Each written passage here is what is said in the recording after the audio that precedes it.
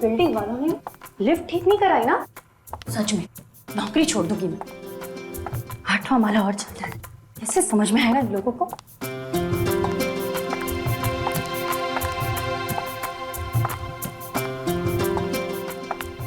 अभी तो इतना ऊपर आ जाना है।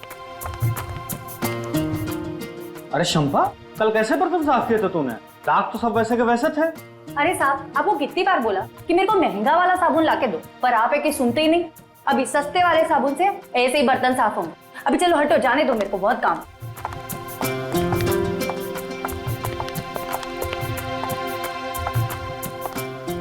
पहुंच गई।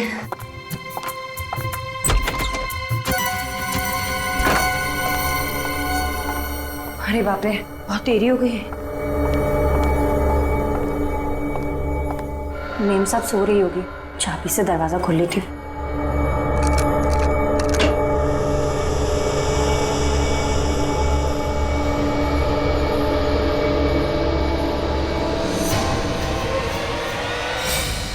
यहाँ कहाँ से आ गई?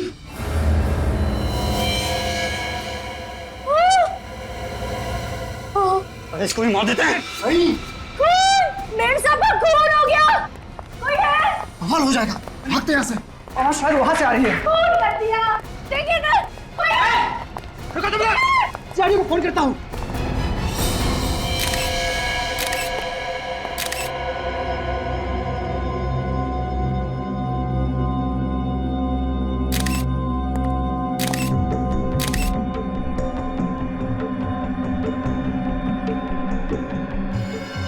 गोली कान के पीछे मारी गई है। चाहते तो गोली सीने पे भी मार सकते थे, कान के पीछे गोली क्यों मारी? हम कोई प्रोफेशनल खूनी नहीं है सर, निशाना चूक गया। क्यों मारा निष्ठा को? निष्ठा हमारी कजिन थी। निष्ठा आप लोगों की कजिन थी, तो फिर मारा किस लिए? अगर नहीं मारते तो और क्या करते सर, और कोई चारा भी तो नहीं था हमारे पास। आ रही हूँ। आई। अरे तुम लोग आ गए, मैं तुम लोग का ही इंतजार कर रही थी। आओ। खुश लग रही है निष्ठा।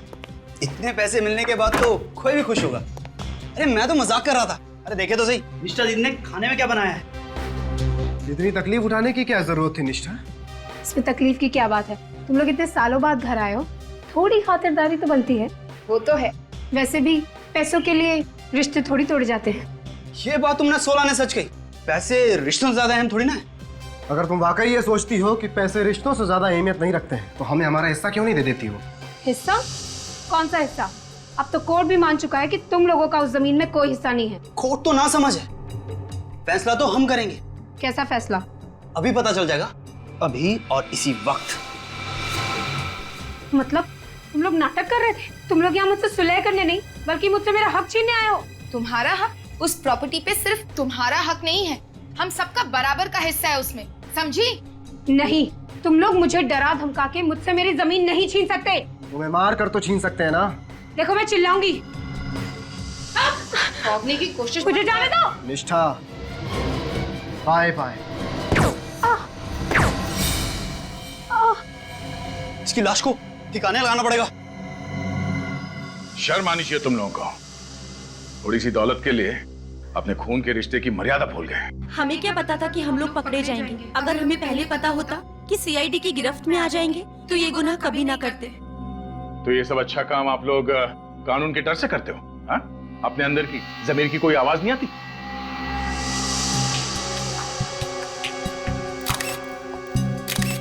सर ये देखिए, गोली यहाँ पे।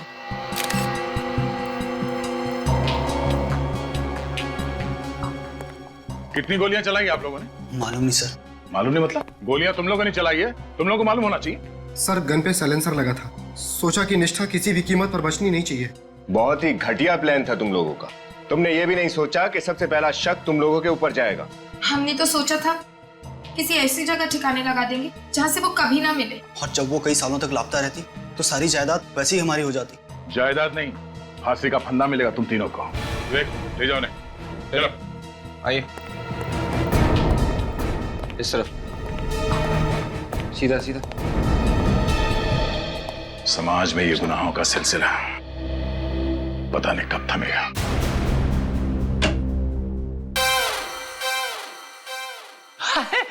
सालू के साहब, आप इतने परेशान क्यों हैं? ऐसी मुद्रा में आप अच्छे नहीं लगते। अपने आप से पूछो है सवाल। तुम्हारी वजह से परेशान हूं। मेरी वजह से? हाँ, तुम सब लोगों की वजह से परेशान हूं मैं। अरे किसी दिन सोचा कि चलो आज छुट्टी मना लेता हूं, अपनी गर्लफ्रेंड के साथ जाकर के पिक्चर देख लेता हूं, एक लाश भेज देते हो यहाँ पर। सालू के साहब, वाइफ के साथ फिल्म देखने का प्लान तो मेरा भी था, मगर जो काम आपको 2 घंटे में करना चाहिए था उसे आप च्युइंगम की तरह खींचते ही जा रहे। च्युइंगम की तरह खींच रहा हूं हैं? मैं देखो, अगर ये काम तुम्हें इतना आसान लगता है ना तो खुद आकर के कर लिया करो। चुप! मेरे कानों में से धुआं निकल रहा है, मैं फालतू की बात सुनना पसंद नहीं करता। अरे सालूम के साहब, मगर हुआ क्या है? ये तो सीधे सीधे ओपन और शट केस है। उन तीनों खूनियों ने भी अपना गुनाह कबूल कर लिया है। उन तीनों ने खून नहीं किया है। क्या? अब ये आप क्या कह रहे हो सर? उन तीनों खूनियों ने इसका खून नहीं किया? बच गई ना घंटी? आंखों के आगे धुआं छा गया। मेरी भी आंखों के आगे धुआं छा गया था जब मुझे पता लगा था। मैं एसीपी साहब को फोन करता हूँ। हाँ बुलाओ, सबको बुलाओ। चुप! बुलाओ सबको। आप रेडी? क्यों बुलाया? सर वो सालूम के साथ। मैं बताता हूँ बॉस क्यों बुलाया। बस आप लोगों को ये 2 गन सी मिली थी वहां पर? हाँ, और ये दोनों गन मोहित और वंश की है। पक्का? दूसरी कोई गन नहीं मिली? बिल्कुल। लेकिन ये पूछ क्यों रहा है तू सालूम के? एक बात निश्चित है बॉस, निष्ठा का खून उसके कजिन्स कर ही नहीं सकते, क्योंकि निष्ठा को गोली ना तो इस गन में से लगी है ना इस गन में से लगी है। मतलब निष्ठा को जो गोली लगी वो मोहित या फिर वंश के गन में से नहीं चली है, तो फिर किसके गन से चली? और वैसे भी सालूम के उस वक्त वहां पर इन तीनों के अलावा, मेरा मतलब है मोहित, वंश और रिया के अलावा कोई भी नहीं था यार। प्रद्युमन, मैं सिर्फ एक बात जानता हूं, इन दोनों गन्स में से जो गोली निकली है वो 0.22 कैलिबर की है। हाँ तो? मगर सर, निष्ठा के शरीर में से जो गोली मिली है वो अलग कैलिबर की है। अलग कैलिबर की मतलब ये कि वो गोली आम साधारण गोलियों से ज्यादा खतरनाक। एक बात और, निष्ठा के घाव को देख करके पता लगता है कि गोली इसे सीधी नहीं मारी गई। निष्ठा को गोली सीधे नहीं लगी है। कितनी दूरी से चलाई है गोली सालूम के? काफी पास से चलाई गई है सर। गन और निष्ठा के बीच की दूरी 6 फीट से ज्यादा नहीं रही होगी। निष्ठा को गोली सीधी नहीं लगी है, गोली 6 फुट से ज्यादा दूर से नहीं चली है, फिर गोली मोहित और वंश के गन में से भी नहीं चली है, तो फिर गोली चली कहां से और किसके गन से?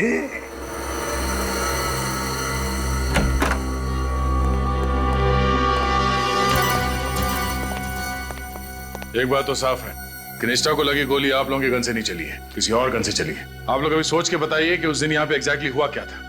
सर, निष्ठा यहाँ खड़ी थी और मैंने उसे पीछे से पकड़ रखा था। हाँ सर, मैंने भी इन तीनों को मेम साहब की लाश के साथ इधर ही देखा था। अच्छा, आप लोग भी उसी पोजीशन में खड़े हो जाइए जहां से आप लोगों ने निष्ठा पे गोली चलाई थी। चलिए। सर, हम लोग यहाँ ऐसे बिल्कुल यहाँ पर सर हम लोग खड़े हुए थे। निष्ठा की बॉडी गिरी थी यहाँ पे और गोली उसके दाएं तरफ गर्दन के नीचे है। गोली यहाँ दीवार की तरफ से तो चल नहीं सकती, गोली आई कहां से?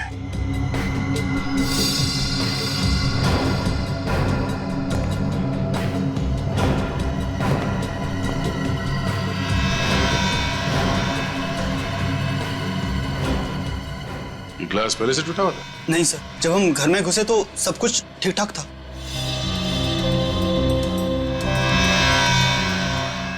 गोली के टकराने का निशान है। गोली शायद यहां से आई है, बाहर से, और यहां पे इस ग्लास से टकराई, यहां दीवार पे टकराई और फिर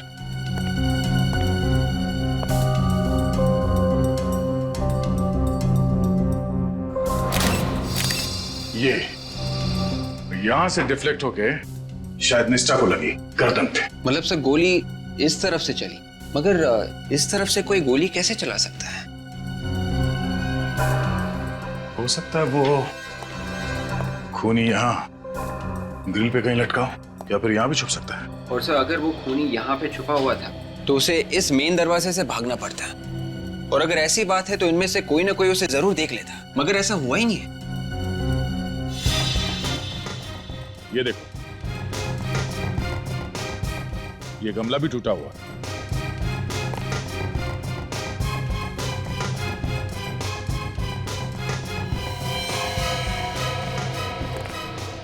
गोली का शेल। ओ, इसका मतलब है गोली यहां से चली है। लगता है कोई भरी हुई गन यहां पर गिरी, मिसफायर होकर गोली छूट गई और वहां दीवार पे, फिर वहां से उस दीवार पे और फिर वहां से डायरेक्ट निष्ठा की गर्दन पे जाके लगी। मगर सर कोई लोडेड गन ऊपर से नीचे क्यों फेंकेगा? और सर अगर गोली यहाँ से चली है तो गन तो यहीं होनी चाहिए थी, लेकिन यहाँ तो कोई गन नहीं है। ये बात तो है, यहाँ पे ऐसा कुछ हुआ है जो हमें दिख नहीं रहा है। क्या ये निष्ठा के फ्लैट के ऊपर यहाँ 10वें और 11वें माले पे कौन रहता है? सर 10वें माले पे मनन और शिमोना रहता है सर। उनकी नई नई शादी हुई है, बड़े ही प्यारे बच्चे हैं। और 11वें माले पर सर वो आखोश रहता है, बड़ा ही बदतमीज और खड़ूस किस्म का आदमी है। पहले इनसे मिल लेते हैं। जी सर।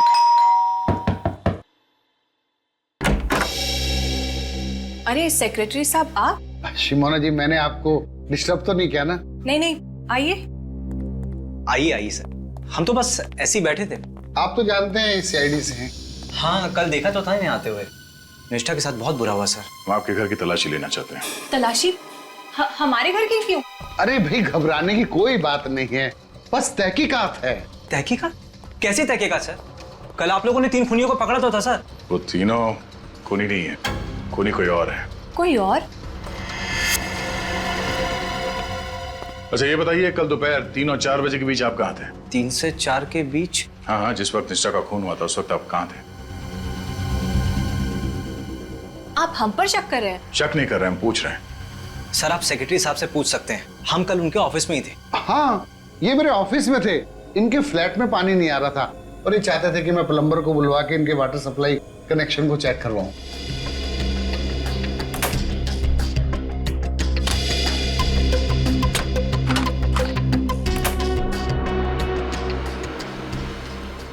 आपने ये बात हमें पहले क्यों नहीं बताई? सर आपने पूछा नहीं और मैं भी कामों में उलझा रहा।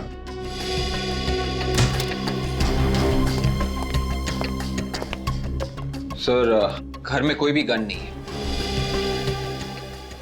सॉरी आप लोगों को डिस्टर्ब किया। Thanks for the cooperation. Bye.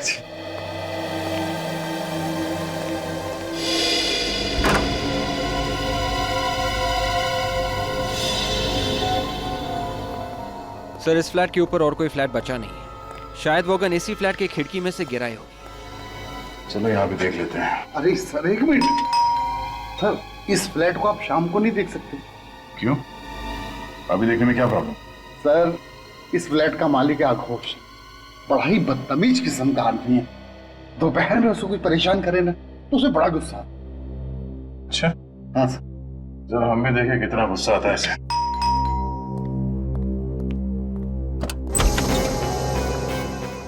कौन है आप? क्या चाहिए? बेटे आपके पापा कहाँ हैं? पापा तो कमरे में सो रहे हैं। उनसे कहो कि जागने का टाइम आ गया है। सीआईडी आइए। सीआईडी मेरे घर में? ओह, हमें तो लगा आप सो रहे हैं। मैं सो या जागो इससे तुम्हें क्या मतलब है? और तुम यूं मुंह उठा के चले आते हो। फोन करके पूछना तो चाहिए ना कि आदमी फ्री है कि नहीं। हमने कहा इनसे हमें आपके घर की खिड़की देखनी है। देखिए आप बदतमीजी कर रहे हैं, इस तरह मेरे घर पे आप घुस नहीं सकते। देखिए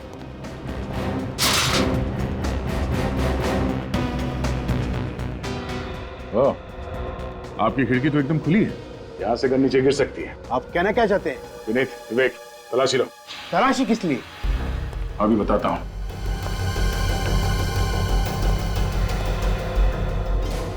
हमें शक है कि निष्ठा का खून आप ही के घर के खिड़की से हुआ है। मेरे खिड़की से? हाँ। निष्ठा का खून तो उसके कजिन्स ने किया है ना? कल आप लोग तो उन्हें साथ ले गए थे। नहीं, निष्ठा का खून उसके कजिन्स ने नहीं किया। किसी ने एक भरी हुई गन ऊपर से नीचे फेंकी जो निष्ठा के खिड़की पर रखे एक गमले से टकराई, ट्रिगर दब गया और उसी से निकली गोली से निष्ठा की मौत हुई है।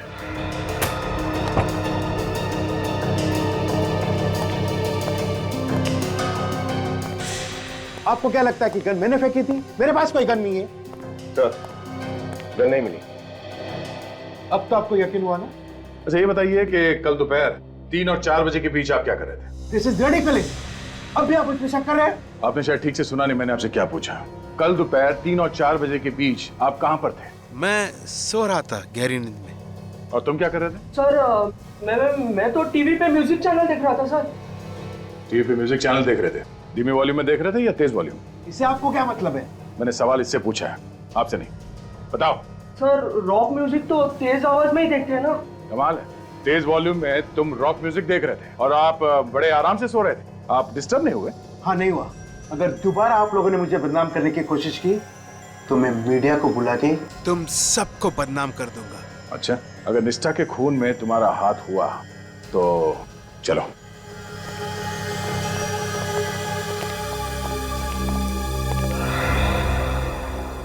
ये घर में से बाप बेटी है या कोई और भी है साथ में? नहीं सर, वाइफ तो तलाक देके पहले ही जा चुकी है। एक नौकरानी है सर, धान्या, वो उन दोनों के साथ रहती है। 24 घंटे साथ में रहते? जी सर। लेकिन अभी तो घर पे कहीं दिखाई नहीं दी वो। सर बाजार की होगी। किसानिया से बाद में मिलते हैं। सिर्फ छत बची है, गन वहां से भी गिर सकती है।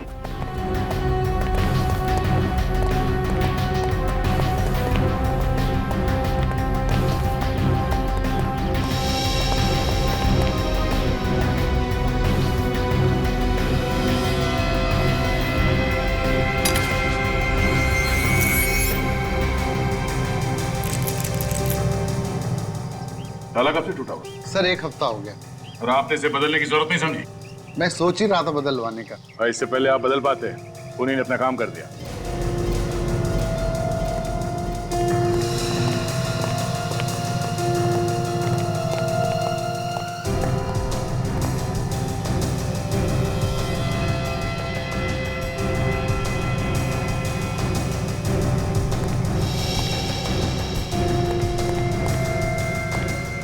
निशान कैसा?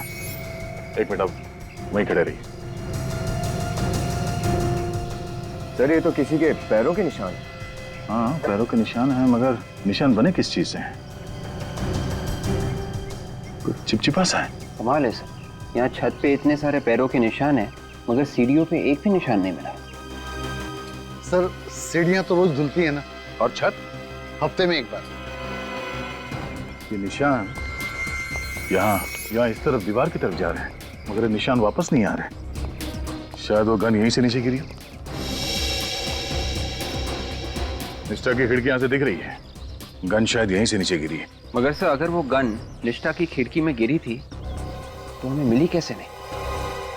लगता है जब निष्ठा की मौत से नीचे भगदड़ मची और लोग इकट्ठा हुए, भीड़ का फायदा उठा के खूनी ने गन गायब कर दी होगी। सर अब सर यहाँ भी एक गोली मिली। निकालो से।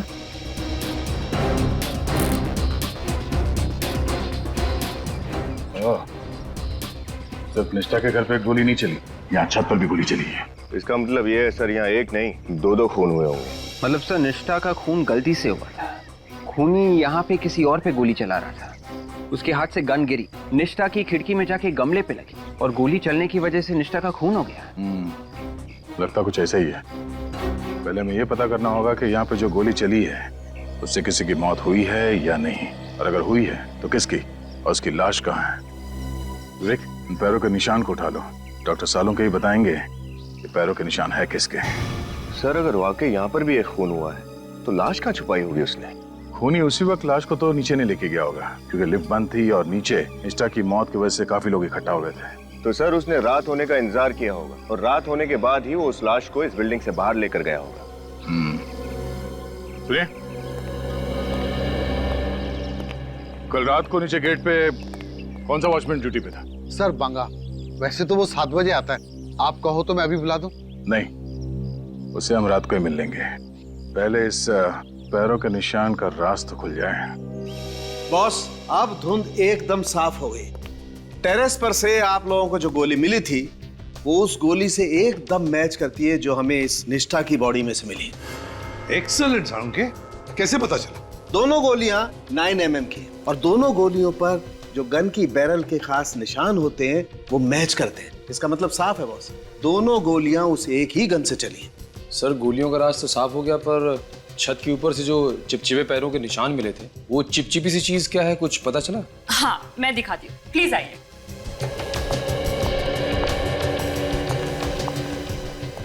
ये देखिए सर, ये है वो चीज।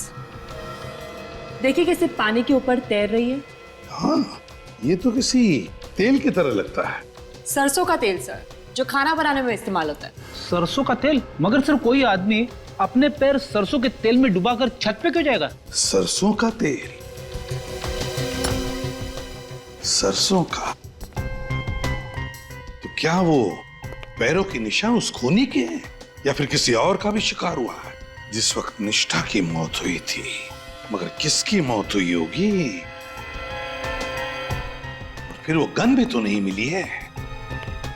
वो गन जिससे निष्ठा का खून हुआ है, वो गन कहां है?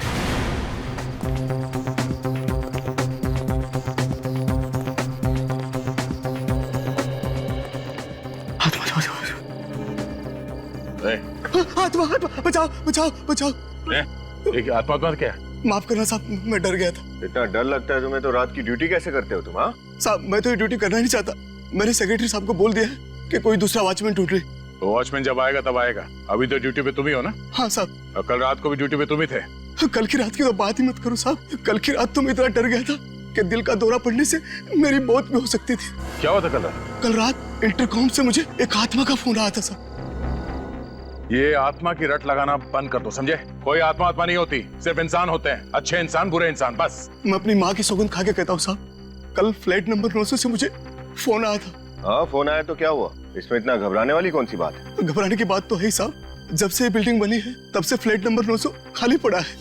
फ्लैट नंबर 900 खाली पड़ा? हाँ साहब। और तुम्हें पूरा यकीन है कि फोन फ्लैट नंबर 900 से आया था? हाँ साहब। वो आत्मा मुझे बोली, भाग जा ऐसे, चला जा, नहीं तो तेरा हलवा बना दूंगी। और तुम डर गए और यहाँ से भाग गए? हाँ? नहीं तो क्या करता साहब, जान तो सबको प्यारी है। मैं तुरंत सेक्रेटरी साहब के पास गया और उनको बोला कि कोई दूसरा आदमी ढूंढ ले। तो फिर आज क्यों आया ड्यूटी पे? जब तक कोई दूसरा आदमी नहीं मिल जाता, इस आत्मा को तो मुझे ही झेलना पड़ेगा ना। तुम्हें उस आत्मा ने फोन नहीं किया है, खूनी ने फोन किया तुम्हें।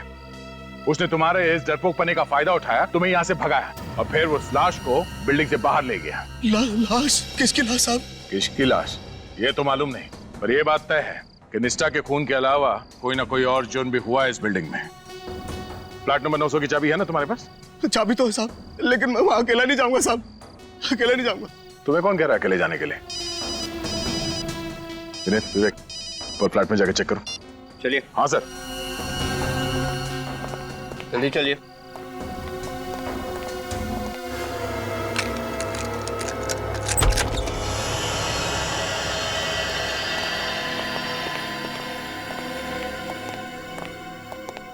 देखो साहब, ये फ्लैट तो सालों से बंद पड़ा है। यहाँ कोई इंसान तो क्या, कोई कबूतर तक नहीं आता। कोई ना कोई कबूतर तो आया है यहाँ।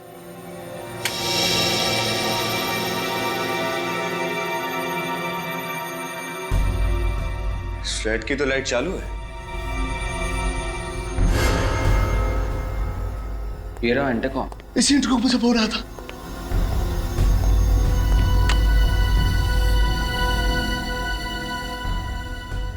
इंटरकॉम भी चल रहा है। एक बात समझ में नहीं आ रही कि ये बंद फ्लैट में बिजली और इंटरकॉम कहां से आए? ये पानी टपकने की आवाज है।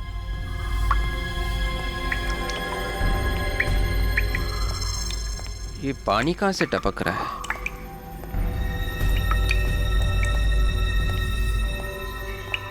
ओह,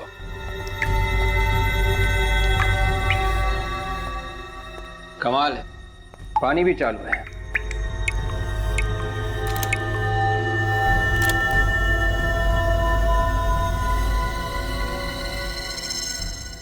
ये क्या है? विवेक,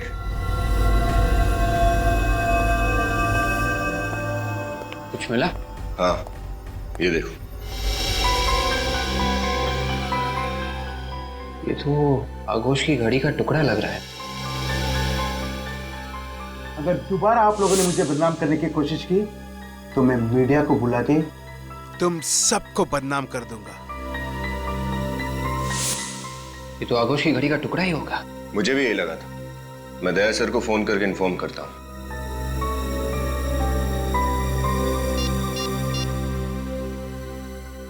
हेलो, दया सर। इसकी सहमत है कि इस वक्त मेरे घर की घंटी बजा रहे हैं। आप लोग, ये कोई वक्त है किसी शरीफ के घर पे आने का? शरीफों के नहीं, मगर बदमाशों के घर तो आया जा सकता है ना। What nonsense. एक तो आधी रात को मुझे नींद से जगा दिया और मेरे ही घर पे आके मेरी बेइज्जती कर रहे हो। तकलीफ के लिए माफी चाहते हैं। वो ऐसा है कि हम आपके लिए एक तोहफा लाए हैं। कैसा तोहफा? जरा अपनी घड़ी दिखाइए, रिस्ट वॉच। क्यों? दिखाइए तो सही। बिना घड़ी के तोहफा दिखाने में मजा नहीं आएगा। कौन है पापा? गुड मॉर्निंग बेटा। CID uncle. बेटा ड्रॉर में से जरा मेरी घड़ी लेकर आना। हाँ पापा, लेकर आ। जल्दी लो।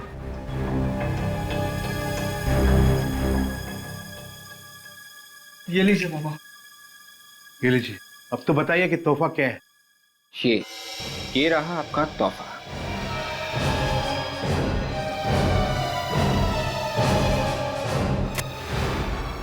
सर, ये तो मेरी घड़ी का है। शुक्र है आपने माना तो सही कि आप ही की गाड़ी का है, वरना हमें तो लगा था कि आप बोलोगे आपका है ही नहीं।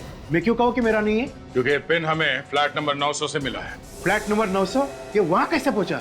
कल रात आप वहां के इंटरकॉम से फोन करने गए थे, आत्मा बन के। शायद उसी दौरान गिर गया होगा। What nonsense! मैं वहाँ क्यों फोन करने जाऊँ? मेरे घर पे इंटरकॉम नहीं है क्या? रसोई का है। क्यों? खाना बनाने का इरादा है? You want to have dinner here? अभी पता चल जाएगा। सुनिए, हेलो, सुनिए, हेलो।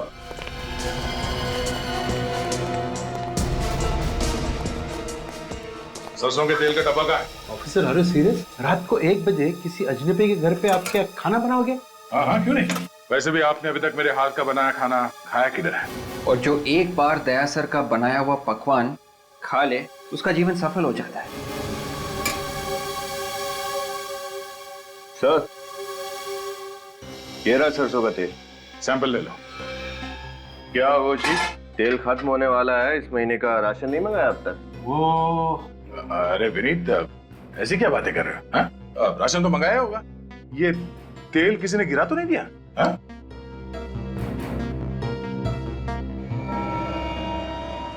ये यहाँ पे देखो, कुछ चमक है यहाँ पर।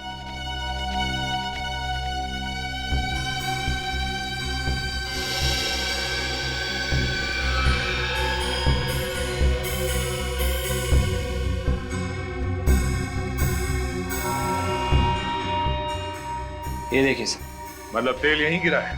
ये तो मेरी नौकरानी धान्या ने गिराई होगी। लेकिन क्या सरसों का तेल किचन में गिरना क्या जुर्म है? अब जुर्म है या नहीं, इसका जवाब धानिया ही देगी। बुलाओ जरा उसे। वो इस वक्त यहाँ पर नहीं है। यहाँ नहीं है? मगर वो तो इसी घर में रहती ना आप लोग के साथ में। रहती तो ये पर है। सर, दरअसल बात यह है कि कल जमीन पर उसने तेल गिरा दिया था और इसी वजह से मेरे पापा ने उसे बहुत जोर से डांट दिया सर।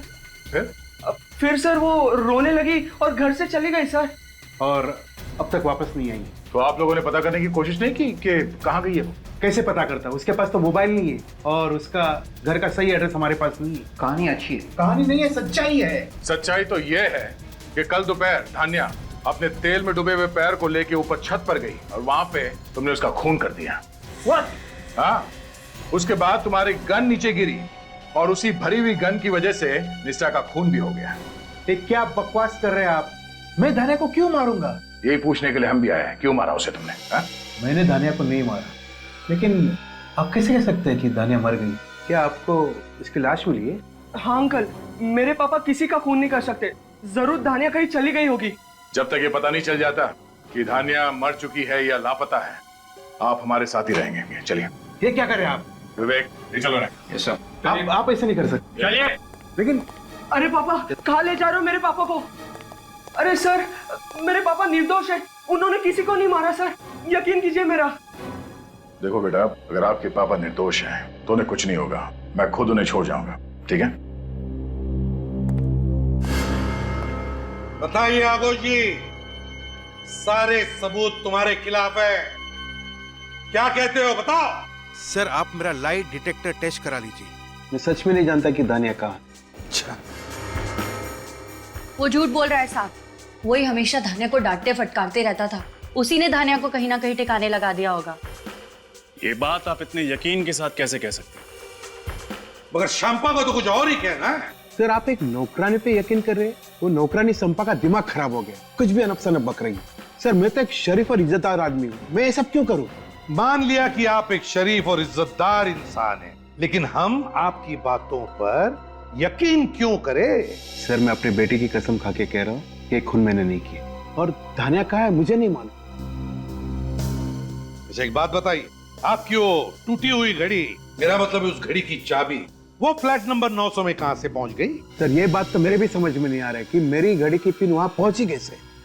सर लगता है खूनी ने पहले इनकी घड़ी चुराई और फिर वही घड़ी की चाबी लेकर फ्लैट नंबर 900 में फेंक दी होगी। और फिर इंटरकॉम पर सिक्योरिटी गार्ड को डरा दिया और फिर वही टूटी हुई घड़ी लेकर आगोश के घर में वापस रख दी। आगोश, ये धानिया की किसी दोस्त या रिश्तेदार का पता मालूम है तुम्हें? सर मैंने तो कभी उससे पूछा नहीं, उसने कभी बताया। धानिया के गांव के बारे में कुछ पता है? उसने कभी कुछ बताया हो? सर वो बुढ़ा खुसट दिन रात उससे काम करवाता रहता था, उससे एक भी दिन की छुट्टी नहीं देता था। बेचारी गांव जाती भी तो जाती कैसे? कम से कम गांव का नाम तो पता होगा। हाँ साहब, एक बार उससे बताया तो था, माधवगढ़ नहीं, निवारी। हाँ साहब याद आया, उसके गांव का नाम था मिवारी। हाँ साहब, मिवारी नाम था उसके गांव का। मिवारी। सर। हाँ रजा, धानिया के गांव का पता चल गया, मिवारी गांव। गुड, मिवारी गांव। खूनी ने बड़ी लंबी प्लानिंग की आगोश को फंसाने के लिए, लेकिन अब गांव का नाम पता चल गया है तो सारे सवालों के जवाब धानिया के उस मिवारी गांव में ही मिलेंगे।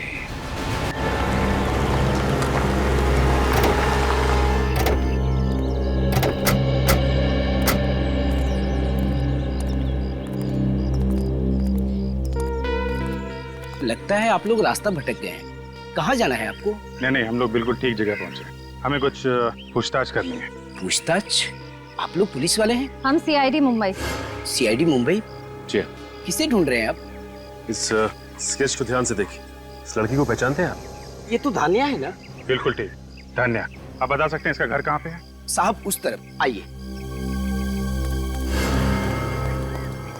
ये रहा धानिया का घर साहब। जी सर।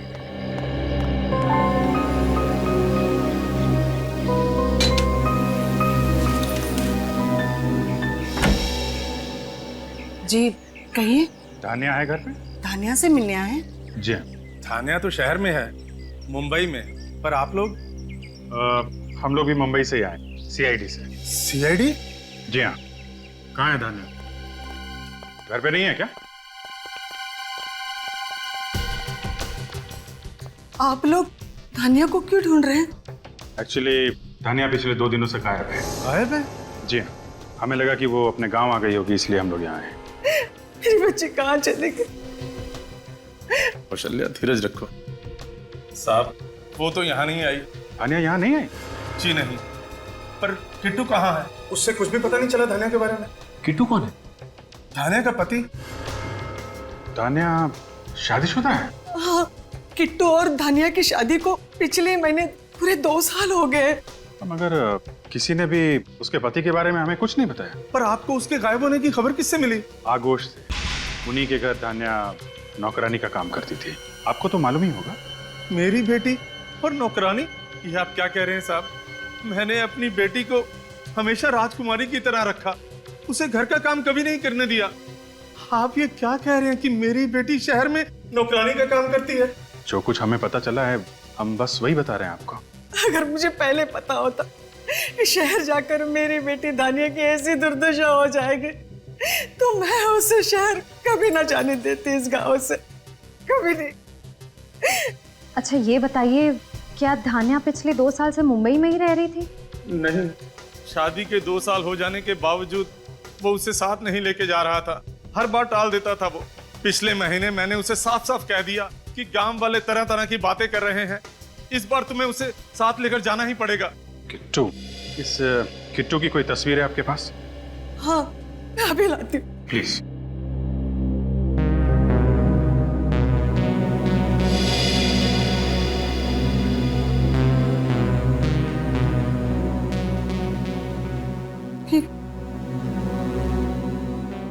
ये किट्टू है? My God. क्या ये सब करना जरूरी है ऑफिस? जरूरी नहीं होता तो हम लोग यहाँ आते नहीं। बात क्या है सर? आपने हम सबको यहाँ क्यों बुलाया? बताते हैं। सचिन, बिल्डिंग के सारे लोग आ गए?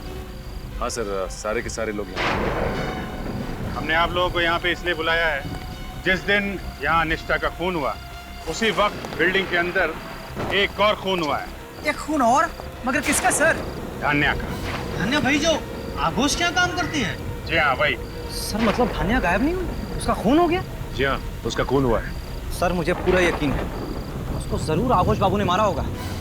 तमीज से बात करो, मेरे पापा उससे क्यों मारेंगे? हाँ, अरे क्यों नहीं मार सकते? कितना गुस्सा आता उन्हें, मार दिया होगा गुस्से में। सर अगर मेरे पापा के खिलाफ एक शब्द और भी कहा ना तो मैं तुम्हें मार दूंगा।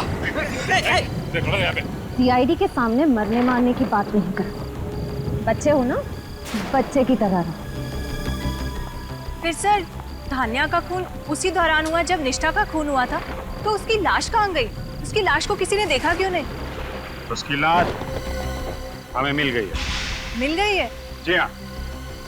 और आप लोग कल सुबह 9 बजे प्रीतम नगर वाले मुर्दाघर में आएंगे उसकी लाश को पहचानने के लिए। एक लाश को पहचानने के लिए हम सबको आना है? जी हाँ, सबको आना। लेकिन अभी अभी आपने कहा कि आपको पता है वो लाश उसकी है, तो पहचान के करेंगे क्या? फॉर्मेलिटी है, पूरी तो करनी पड़ेगी। आप सब लोग सुबह 9 बजे आएंगे, उसे पहचान के एक पेपर पे साइन करेंगे। कल 9 बजे शाम।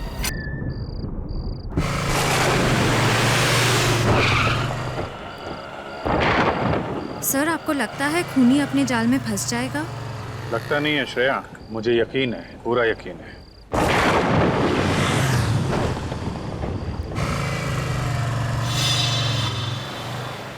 सर आपका तीर सही निशाने पे लगा। चलो देखो कहाँ जा रहा है।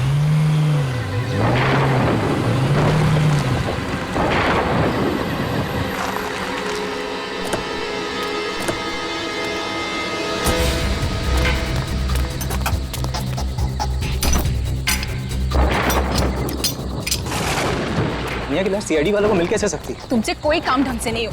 मैंने तुम्हें कहा था ना उसकी लाश को यहाँ मत गाड़ो। अब यहाँ पर भी मेरी गलती है। बहस मत करो, जल्दी चलो। चल रहा हूँ ना। तुम्हें याद है ना कि लाश कहाँ छुपाई थी? हाँ जल्दी करो। हाँ यहीं पे है, जल्दी चलो।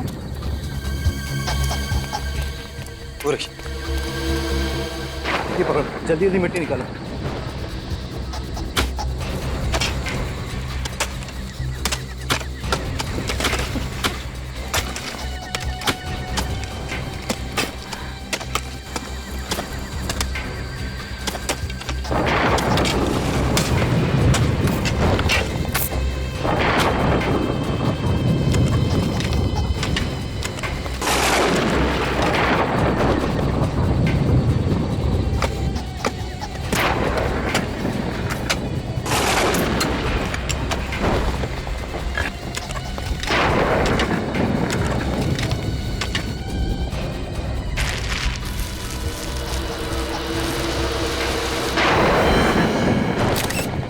तो डर ही गई थी, लाश तो यहीं पर है। अगर लाश यहाँ है तो सीआईडी वालों के हाथ में जो लाश लगी थी वो किसकी है?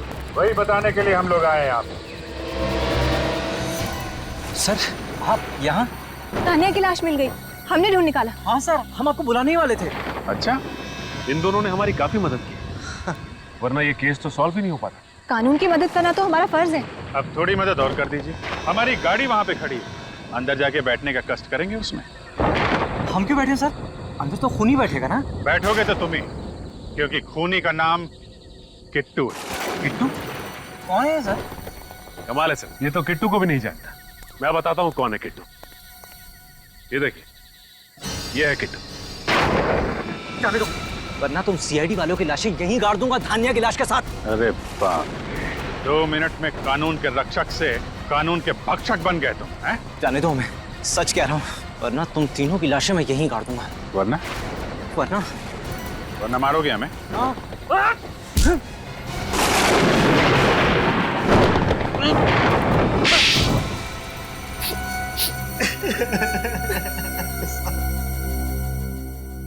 मैं ही किट्टू सर, मैं ही किट्टू। मैं धान्या से शादी नहीं करना चाहता था सर, घर वालों ने जबरदस्ती उसे मेरे गले बांध दी। वाह रे वाह, क्या वजह थी खून करने की? वाह, अगर शादी नहीं करनी थी तो इनकार कर देते। अगर इनकार करता तो पिताजी मुझे अपनी जायदाद से बेदखल कर देते। 1 रुपया तक नहीं मिलता मुझे। और इसीलिए तुम दोनों ने प्लान बनाया धानिया को रास्ते से हटाने का। हाँ, पहले हमने उसे आगोश के घर में नौकरानी का काम दिलवाया ताकि वो हमारी नजरों के सामने रहे। हाँ, और फिर एक दिन मौका पाकर हमने आघोष बाबू की घड़ी की चाबी चुरा ली ताकि खून का सारा इल्जाम हम आघोष बाबू के सर डाल सके। और फिर सोसाइटी के सेक्रेटरी के पास जाकर झूठ बोल दिया उसे कि फ्लैट में पानी नहीं आ रहा है, ताकि हम छत में पानी चेक करने के बहाने जाएं और वहीं धान्या का काम तमाम कर दें। इसलिए हमने धान्या को ऊपर बुलाया था। ज्यादा इंतजार तो नहीं कराया मैंने। तुम्हारे इंतजार की तो मुझे आदत पड़ गई है। पहले गांव में 2 साल इंतजार कराया, अब शहर में आकर भी मुझे उसी हक का इंतजार है जिसके लिए मैंने तुमसे शादी की थी। ऐसा? तुम्हारी बीवी होने का हक। वो हक सिर्फ और सिर्फ शिमोना का है, समझी? अगर तुम्हें उसी को बीवी बनाना था तो तुमने मुझसे शादी क्यों की? क्यों मेरी जिंदगी बर्बाद कर दी? मैं तुमसे कोई शादी वादी करने वाला नहीं था। जो कुछ किया वो सिर्फ अपने घर वालों के दबाव में आकर, समझी? अगर ऐसा ही है तो छोड़ दो मुझे। मैं अब एक नौकरानी की अपमान भरी जिंदगी और नहीं जी सकती। देखो, तुम्हारी किस्मत की रेखाओं में जो लिखा है ना, यही तुम्हारी जिंदगी है।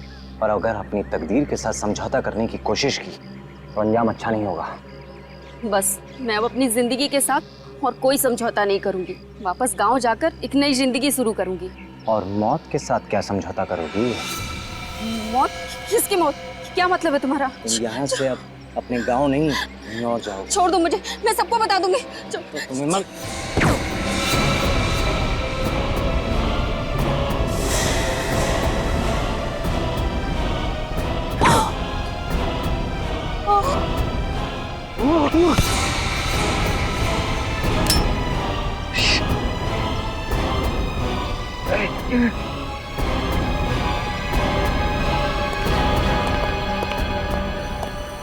ना ही मेरे हाथ से वो गन गिरती और ना ही निष्ठा का खून होता।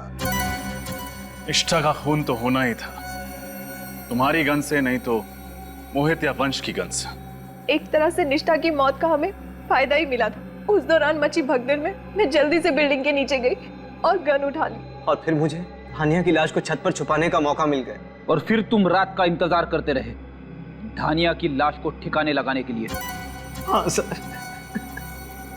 अपने स्वार्थ के लिए तुमने 2 मासूम लड़कियों की जानें ली। क्यों? क्या हक था तुम्हें? उनकी जान लेने के बजाय अपने माँ बाप को यह कहने की हिम्मत दिखाते कि तुम्हें शिमोना से ही शादी करनी थी, तो शायद आज तुम दोनों की जिंदगी खुशहाल होती। अब तो तुम्हारी किस्मत में सिर्फ 2 ही चीजें हैं, सिर्फ 2, जेल की काल कोठरी और फांसी का फंदा।